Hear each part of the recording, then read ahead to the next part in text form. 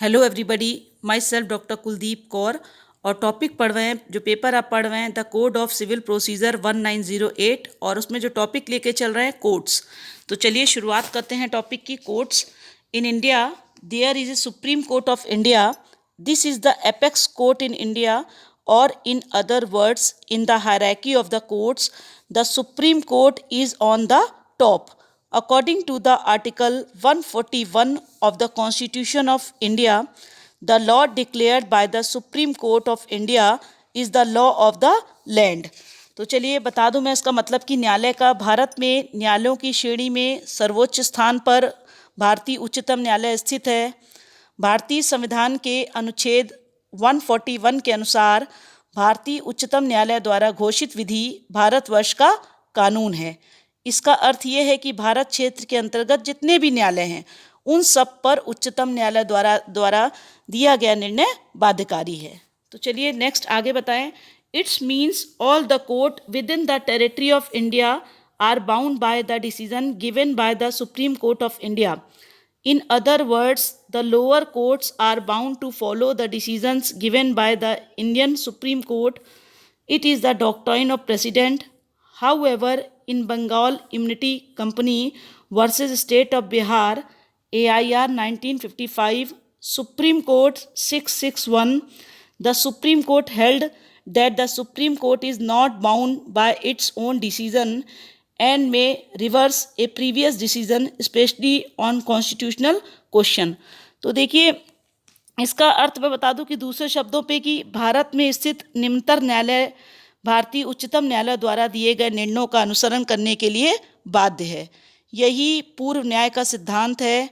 Bengal immunity company versus state of Bihar, AIR 1955, supreme court 661 में उच्चतम न्यायालय ने अवधारित किया कि उच्चतम न्यायालय स्वयं अपने निर्णयों से बाध्य नहीं है और ये अपने पूर्व में दिए गए निर्णय को उलट सकता है, विशेष तौर पर जब संवैधानिक प्रश्न अंतर्निहित हो। तो सुप्रीम कोर्ट जो भी डिसीजन देता है वो अपने डिसीजन को पलट सकता है, और विशेष तौर पर कब, जब वो कॉन्स्टिट्यूशनल क्वेश्चन हो।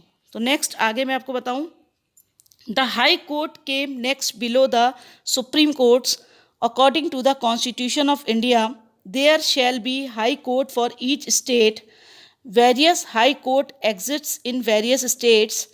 A high court is bound by the decision given by the Supreme Court of India. However, high court's jurisdiction is limited for a particular territory only. As regard the rules for doctrine of precedent with respect to decision given by one high court on the other high court, there is a controversy on the point.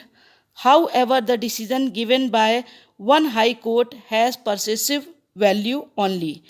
तो उच्चतम न्यायालय से निम्नतर स्थान पर उच्च न्यायालय स्थित है।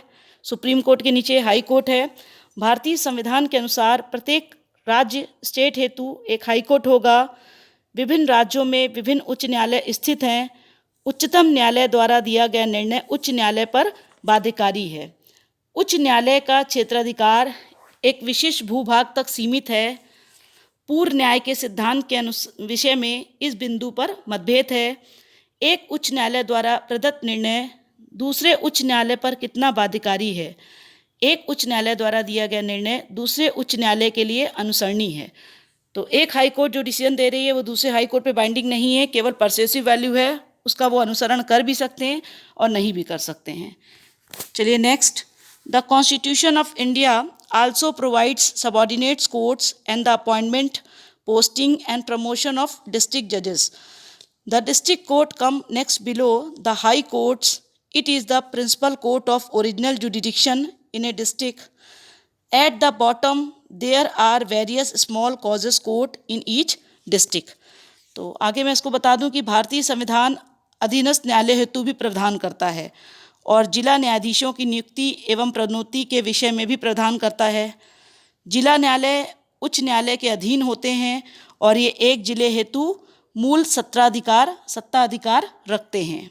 सबसे निचले स्तर पर जो लघुवाद न्यायालय प्रत्येक जिले में स्थित होता है। सबसे स्मॉल कॉज कोर्ट सबसे छोटी है, स्मॉल कॉज कोर्ट लघुवाद न्यायालय, और वो किस में आती है, डिस्ट्रिक्ट जज के अंदर आती है, जिला न्यायालय के ऊपर होती है। तो हायरार्की में supreme court, high court, district court और सबऑर्डिनेट्स कोर्ट। और सबसे निचले स्तर पे याद रखेंगे लघुवाद न्यायालय, लघुवाद न्यायालय को small cause court. Thank you. Please like share subscribe my channel. Thank you.